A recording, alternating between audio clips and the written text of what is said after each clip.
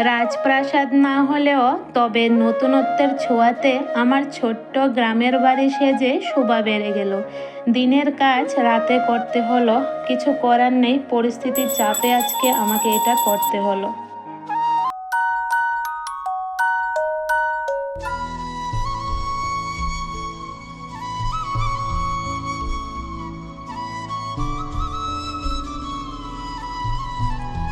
এটা হলো আমার বাড়ি। আমার ছোট্ট একটা বাড়ি গ্রামের মধ্যে আছে, চারিদিকেই কিন্তু মাঠ আর বাড়িঘরও আছে, তবে আমার বাড়ির সামনে কিন্তু অনেক বড় মাঠ জমি আছে। তো কতটা সুন্দর লাগছে জমি থেকে আমার বাড়িটা দেখতে, শুধু জাস্ট একবার দেখো, শান্তিতে ভরে যাচ্ছে। দেখে এত শান্তি পাওয়া যায় আর থাকতে যে কতটা ভালো লাগে সেটা তো বোঝানোই যায় না। তো বাড়ির সামনে যেহেতু আমি সিম গাছ লাগিয়ে রেখেছি, তো গাছগুলির জন্য না একটু অন্যরকম দেখাচ্ছে, বাড়িটা ভালো করে দেখানো যাচ্ছে না। তো যাই হোক, সবজিও তো লাগাতে হবে। তো এখানে দেখো ফুল গাছ, গেঁদা ফুলের গাছও লাগাতে হবে। শীতের দিনে তো অন্য ফুল ফুটে না, তার জন্য কিন্তু গেঁদা ফুলটা লাগাতেই হয়। এই ফুল দিয়ে কিন্তু পুজো করি। চারিদিক থেকে আজকে আমার বাড়িটা তোমাদেরকে ঘুরে দেখালাম। এই যে দেখো, এখান দিয়ে কিন্তু যাওয়ার রাস্তা, এখান থেকেও দেখালাম, তারপরে সামনে গিয়েও দেখালাম। এই যে টিনের চালটা এতটা সুন্দর লাগছে, আর ঘরের সামনের জায়গাটা একটু এভাবে বাড়িয়ে টিনের চাল দিলাম, যেহেতু বর্ষার দিনে স্কুটি রাখা যাবে তার জন্য। আর বারান্দাটা দেখো কতটা ভালো লাগছে। কাঠগুলি না পরে রং করে নেব, তাহলে আরও দেখতে ভালো লাগবে। তো চলো, বাড়ি দেখানো হলো, কেমন লাগলো তোমাদের কাছে অবশ্যই কমেন্টে জানিও। রাজপ্রাসাদ না হলো বন্ধুরা, তবে নতুনের ছোঁয়াতে আমার ছোট্ট গ্রামের বাড়ি সেজে শোভা বেড়ে গেল। তো আমার কাছে তো এত ভালো লেগেছে, সবার কাছে ভালো লেগেছে। তবে একটু সমস্যা হয়েছে, সেটা হলো টিন। টিনটা না লাল কালারের আমরা খুঁজেছিলাম, তো পাওয়া যায়নি, যার কারণে সবুজ লাগাতে হয়েছে। তারপরও যেটা এসেছে সেটাই হয়তো আমার বাড়ির জন্য বানানো হয়েছে, এটাই ভাগ্য মনে করো। তো যাই হোক, যেটা পাওয়া গেছে সেটাই লাগালাম। তো এতটা সুন্দর লাগছে, সবার কাছে ভালো লেগেছে, আর আমার তো সব থেকে বেশি ভালো লেগেছে। তো তোমাদের কাছে কেমন লাগলো অবশ্যই জানিও। আমার বাড়ির ফাইনাল লুকটা আজকে তোমাদের সাথে শেয়ার করলাম। রাধে রাধে বন্ধুরা, গুড মর্নিং। কেমন আছো তোমরা সবাই? আশা করি যে যেখানেই আছো ভালো আছো, সুস্থ আছো। আমরাও ভালো আছি। ঘুম থেকে উঠেই প্রথমে আগে তোমাদের সাথে আমার ছোট্ট বাড়িটা শেয়ার করলাম। তো এরপরে আসলাম ঘরে। তো কয়েকটা দিন কাজের চাপের জন্য জানো তো ভালো টিফিন বানাচ্ছি না। আজকে যেহেতু মোটামুটি কাজের চাপ কিছুটা কমেছে, তো ভাবলাম যে কিছু ঘরের মধ্যে হেলদি টিফিন বানাই। তো দেখো, সকাল সকাল এখানে বসিয়ে দিলাম বয়েল চানা। গতকাল রাতে চানাগুলি ভিজিয়ে রেখেছিলাম, এখন এই যে টিফিন বানিয়ে নিচ্ছি। তো আমি কিন্তু খাবো না এখন, ছেলেকে, ওর বাবাকে, আর আমাদের বাড়িতে ভাড়াটিয়া ছেলে আছে, ওকে দেব। আর মেয়েটাও ঘুম থেকে উঠে গেছে, উঠে মাত্রই তো জানো মা মা বলছে, তো ওকে আবার কুলে নিলাম, কিছুক্ষণ সময় আদর করলাম। বলে দিয়ে মুখ দেব আনতেছি। দেখ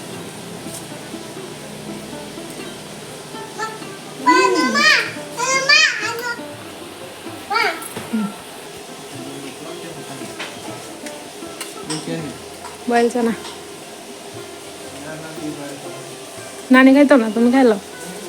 হ্যাঁ, না না, পেঁয়াজ আছে তো।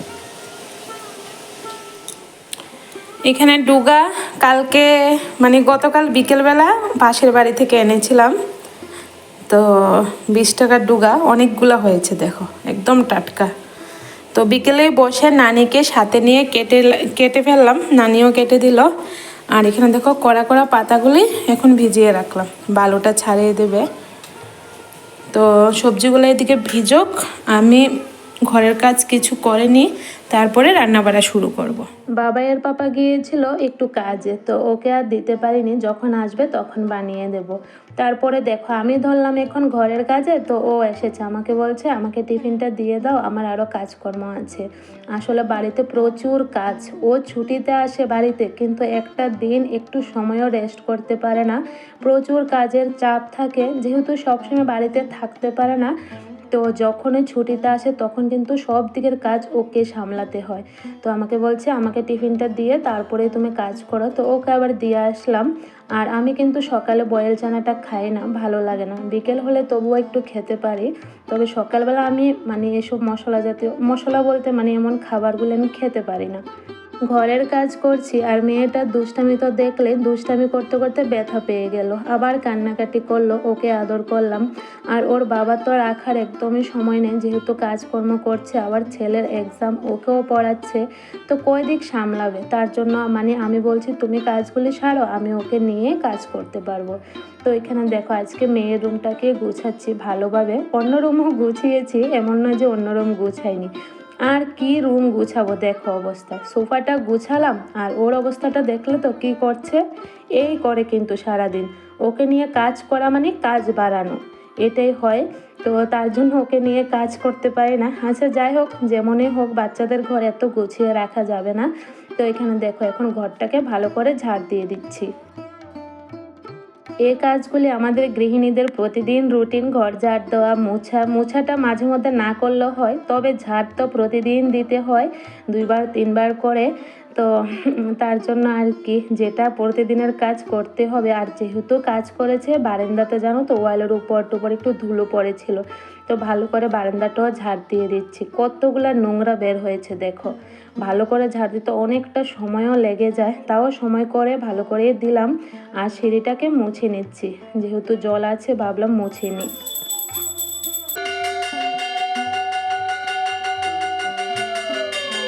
সমস্ত কাজবাজ শেষ করে পুজো দিতে দিতে 2টা বেজে যায়। তার জন্য কয়েকটা দিন ধরে আমি সকালে স্নান করে বাসি কাজকর্ম সেরে তারপরে কিন্তু পুজো দিই। স্নান টান শেষ, পুজো শেষ, এখন কুমড়োর যে পাতাগুলি দেখলে, পাতাগুলি আমি কুচি কুচি করে কেটে নিয়েছি। আসলে ছেলেটা একটু বড়া বলো ভাজি বলো এগুলো খেতে পছন্দ করে, তো আমাকে বলছে মা বড়া বানাও। তার জন্য দেখো এখানে এই যে বড়ার জন্য রেডি করছি। আর চালও ভিজাইনি, আটা দিয়ে কিন্তু বড়াটা মেখে নিচ্ছি। সকালে যেহেতু বয়েল চানা খেয়েছে, তো বাবা বলছে সকালে আর ভাত খাবে না, তার জন্য কিন্তু আস্তে আস্তে রান্না বাড়া করছি। আর আজকে পাশের বাড়িতে ঠাকুরের কীর্তন ছিল, তো ওইখান থেকে প্রসাদ খেলাম, আবার আসার সময় নিয়েও আসলাম।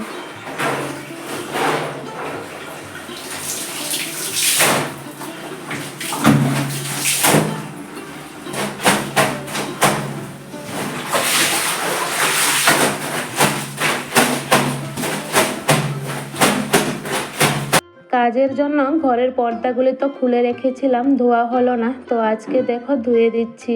কারণ ঘরের মধ্যে পর্দা না থাকলে দেখবে ভালো লাগে না, ঘরটা দেখতে কেমন একটা লাগে, তার জন্য ধুয়ে দিলাম। আর জানো তো বন্ধুরা, বাড়িতে কিন্তু আবার কাজ শুরু হতে চলেছে, তার জন্য ওই যে মাঠের মধ্যে দেখো কত মানুষ, অনেক মানুষ কিন্তু।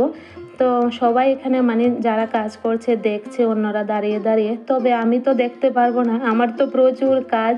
আর সময়ের কাজ যদি আমি সময়ে না করি তাহলে কিন্তু আমার সারাদিনে এবার 12টা বেজে যায়, মানে কাজের 12টা বেজে যায়, ঘড়িতে নয়।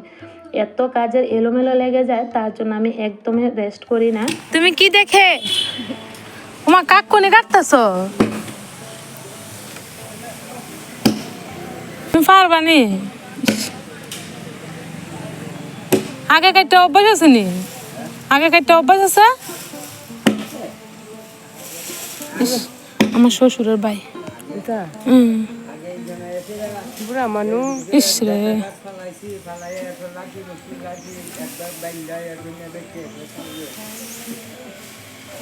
আগের দিন নাই বয়স হয়েছে না কৌশা? বুড়া, আগের দিন নাই। বাড়ির গাছগুলা কয়েকদিন আগে কাটা হলো, তোমাদের কাছে দেখালাম। তো আজকে এগুলা দেখো টুম করছে, মানে লাকড়ি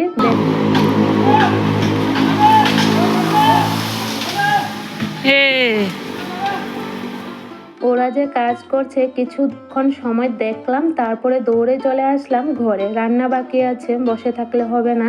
তো আজকে ডাল রান্না করব টমেটো দিয়ে। তো প্রথমে ডালটা সম্বার দিচ্ছি, তারপরে রান্না করব ডুগাগুলি। তো আজকে রান্নাবাড়া জানো তো অনেকটা লেট হয়েছে। ডাল হয়ে গেছে, আর আজকে টমেটো দিয়ে ডাল রান্না করেছি, একদম গাঢ়া গাঢ়া করে করলাম। অনেক দিন পর আজকে টমেটো দিয়ে রান্না করেছি। টমেটোগুলো দেখো একটু কালো কালো হয়ে গেছে, সমস্যা নেই, খাওয়া হয়ে যাবে।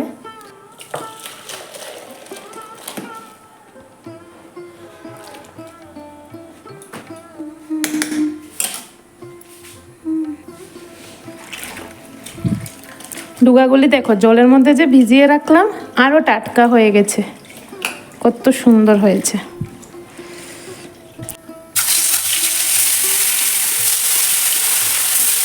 আমার রান্না এখনও কমপ্লিট হয়নি, মেয়ে ঘুম থেকে উঠে গেছে। তো যেহেতু ওরা বাবা ছেলে এখনও স্নান করেনি, ওকে নিয়ে কিন্তু আমাকে রান্নাটা করতে হচ্ছে। তো রান্না আজকে অনেকটা লেট হয়েছে। এই যে বললো সকালে খাবে না, প্রসাদ খেলো, আর তার জন্য একটু লেট করে রান্নাটা বসালাম।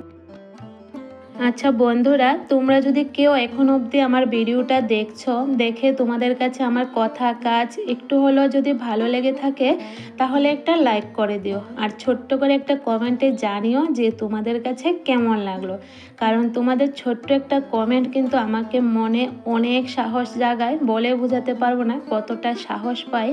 তো যদি সময় থাকে তোমাদের হাতে, একটু সময় পেলে ছোট্ট একটা কমেন্ট করো। আমার অনেক বন্ধুরা খুব সুন্দর সুন্দর কমেন্ট করে, এত ভালো লাগে পড়ে, ইচ্ছে করে প্রত্যেক দিন কমেন্টগুলো বসে বসে পড়ি। আর জানো তো, সকলকে আমি পড়িয়ে শোনাই কমেন্টগুলো, এত ভালো লাগে, এত সুন্দর সুন্দর কথা বলে। তো চলো তোমাদের সাথেও কিছু কমেন্ট শেয়ার করি, কি কি কমেন্ট করেছে আমার বন্ধুরা। কি রান্না করলাম আজকে সারাদিন সেটা আগে দেখাই।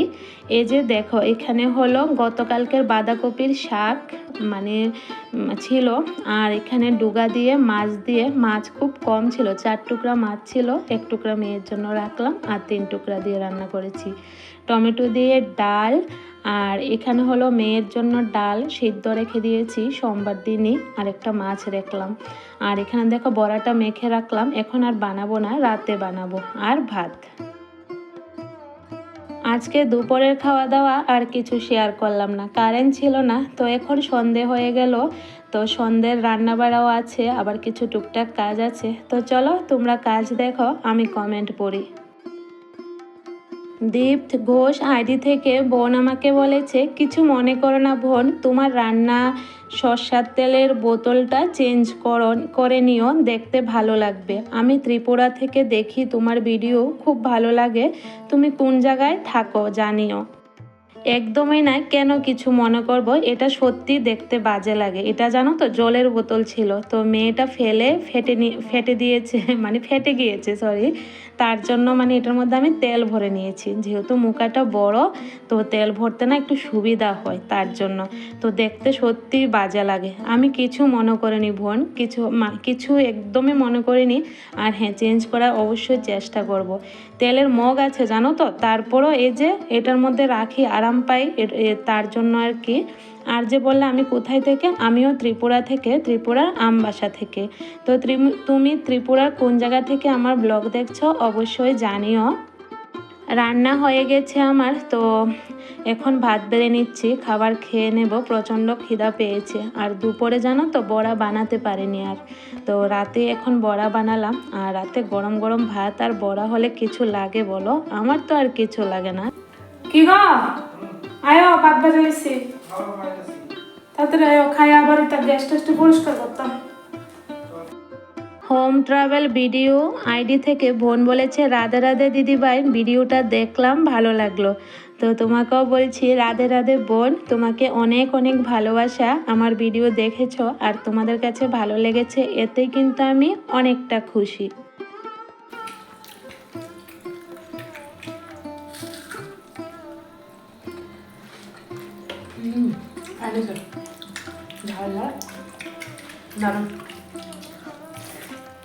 গ্যাসের চুলাটার অবস্থা এতক্ষণ সময় যে আমি রান্না করেছি, তোমরা হয়তো ফলো করেছ, আমি জানি। এত খারাপ অবস্থা হয়ে রয়েছে, আসলে দিনে সময় পাইনি গো। আর এই 2টা দিন যে কাজের চাপ ছিল, কামলা ছিল, তারপরে জানোই তো বাড়িতে কামলা থাকলে কতটা কাজের অসুবিধা হয় ঘরে বাচ্চাকে সাথে নিয়ে, তার জন্য আর পরিষ্কার করা হলো না। তো আমি না আর তাকাতে পারছি না, এত নোংরা হয়ে আছে। তো এখন সবাই একটু তাড়াতাড়ি ভাত খেয়ে নিয়েছি, যেহেতু আজকে রান্নাঘরটা পরিষ্কার করব, মানে গ্যাসের চুলাটা। তারপরে দেখো এখন ধরলাম চুলাটা পরিষ্কারে। কতটা সময় লাগছে বলে বোঝাতে পারবো না, একদম শুকিয়ে আছে, এত নোংরা হয়ে আছে আমার আর ভালো লাগছে না। তো এখন রাতে কিন্তু কাজটা আমি সম্পন্ন করছি। দিনের কাজ রাতে করছি, কিছু করার নেই, যখন যেমন পরিস্থিতি ওইভাবে কিন্তু আমাদের কাজ করতে হয়। কাজ হওয়াতে হলো কথা। তো দিনে টাইম না পেলো, তবে রাত্রে এটা কমপ্লিট করলাম। বন্দনা বোন বলেছে খুব ভালো লাগলো, ফুল ওয়াচ করে দেখে নিলাম। তো তোমাকে অনেক অনেক ভালোবাসা বোন, এভাবে কিন্তু শুরু থেকে আমার পাশে আছো। ফাইনালি পরিষ্কার করা হলো। এই যে দেখো একদম চকচকে বানালাম। সারাদিন তো আর পারলাম না, এখনই করলাম। তো এই যে সম্পূর্ণটা পরিষ্কার করলাম। আর এখানে রাতের খাওয়ার পর বাসনও ধুয়ে রেখেছি।